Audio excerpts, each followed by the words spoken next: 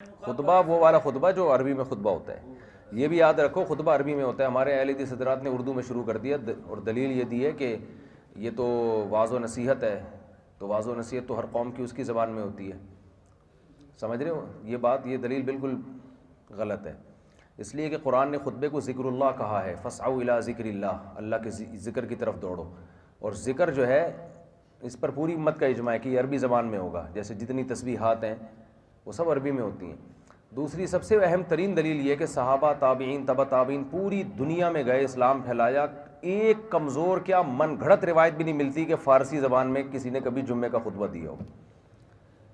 تو یہ بھی اس زمانے کی ایک بدعت شروع ہو گئی ہے، اردو میں انگلش میں خطبے جمعے کے. سمجھ رہے ہو؟ ایک اہل حدیث نے مجھ سے سوال کیا کہ آپ لوگ جو اردو میں تقریریں کرتے ہو یہ کہاں سے ثابت ہے؟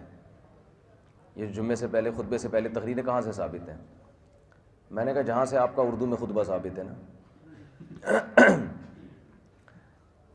تو کہہ رہے نہیں خطبہ تو ذکر ہے. میں نے کہا نبی صلی اللہ علیہ وسلم نے عربی میں، سارے صحابہ، تابعین پوری دنیا میں جہاں بھی گئے ہیں عربی میں ہی خطبہ ہوا ہے. اس کا ترجمہ بھی نہیں ہوا خطبے کا کہ ادھر عربی میں خطبہ ہو رہا ہو، ادھر ساتھ ساتھ ترجمہ ہو رہا ہو. تو یہ صحابہ کرام، تابعین، جو اس میں تو عربی تھوڑی تھے، ساری دنیا میں فارسی تھے اور پتہ نہیں کون کون سی زبانیں تھیں. عثمانیوں کی زبان ہی الگ تھی بالکل، لیکن ہمیشہ صدیوں تک ایسا ہوتا رہا ہے. تو یہ امت گمراہی پہ جمع نہیں ہو سکتی. لہٰذا اور رہا یہ مسئلہ کہ ہم نے عربی خطبے سے پہلے اردو تقریریں کہاں سے شروع کی، تو اس کے لیے کسی دلیل کی ضرورت نہیں ہے. وہ جمعے کا حصہ نہیں ہے وہ تقریر، وہ واعظ و نصیحت ہے. اس کے لیے کوئی بھی ٹائم جب پبلک جمع ہو تو کی جا سکتی ہے. وہ شرعی خطبے کا ہم اس کو ثابت نہیں کرتے، ہم اس کو شرعی خطبہ ہی نہیں قرار دیتے، اس کے وہ حکام ہی نہیں ہیں. اس امام کی تقریر کے دوران سنتیں پڑھنا بھی جائز ہے، لیٹ آنا بھی جائز ہے، تو اس کو ہم شرعی خطبہ قرار دیتے، پھر ہم پہ سوال ہوتا. سمجھتے ہو؟ تو وہ تو واضح یہ ایسا ہی ہے جیسے آپ کہو کہ جمعرات کے دن کوئی بیان کرے تو کہاں سے ثابت ہے، پیر کے دن بیان کرے تو کہاں سے ثابت ہے، مشکات کا درس کہاں سے ثابت ہے. یہ تو ایسے ہی سوال ہے. تو یہ جو ہمارے اہل حدیث حضرات نے شروع کر دیا نا اردو میں خطبہ، یہ بالکل پھر اسلام عربی، جتنے بھی شاعر اسلام ہیں وہ عربی میں. اذان کا مقصد کیا ہے؟ لوگوں کو متنبع کرنا. تو اردو میں کیوں نہیں ہے؟ وہ عربی میں ہے نا. تو شاعر جتنے بھی ہیں وہ عربی زبان میں ہوں گے. اس کی ایک بڑی وجہ یہ بھی ہے تاکہ عربی زبان سے بھی لوگوں کو مناسبت پیدا ہو. عربی کو بھی قرآن اسلام چاہتے ہیں نا تھوڑا بہت فروغ ہو، اس کو بھی تھوڑی سی مناسبت پیدا ہو. تو اگر یہ شاعر سارے اردو میں یا انگلش میں یا پشتو میں آ گئے تو پھر تو عربی تو گئی ختم. عربی کی حفاظت تھوڑی ہوگی پھر.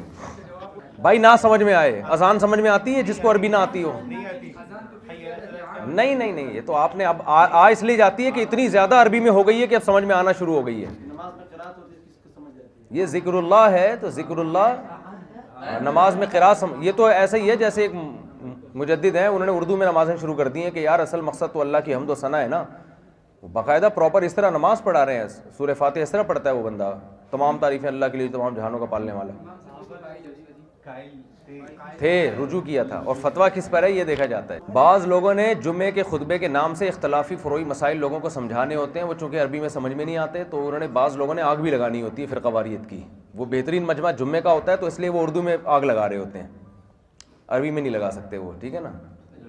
بعض لوگوں کا یہ بھی ایک فلسفہ ہے.